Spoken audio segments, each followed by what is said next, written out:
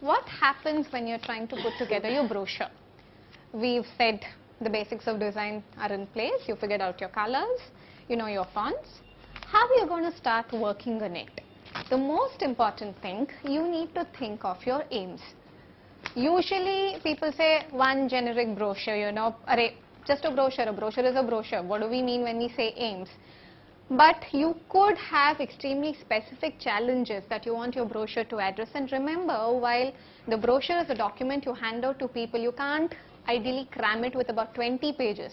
Everything about your organization, nobody will want to read it. I mean, how many of you have seen big fat books in libraries and said, no, I don't want to read it? It could be a classic, it could be the best thing written on the surface of this earth, but that sort of size is daunting.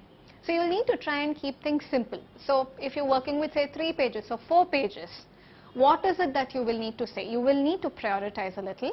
Think of who exactly you're talking to. What is the aim? If you're looking to get more volunteers in, then who's your audience? Are you talking to kids from colleges, 18 to 25? Then that has an impact on the kind of language you use, on what sort of images. You'll have to try and make it a little peppy, exciting. You'll have to make it seem like, oh, it's such a wonderful thing for you to come and be part of our organization.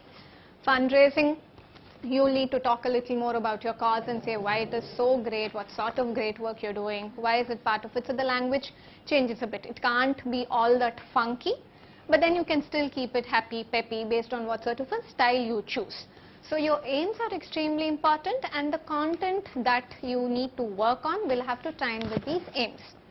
Now that you know who you need to speak to and roughly what sort of messages you need to have in place for them, how exactly do you go about it? That is where we say build an outline.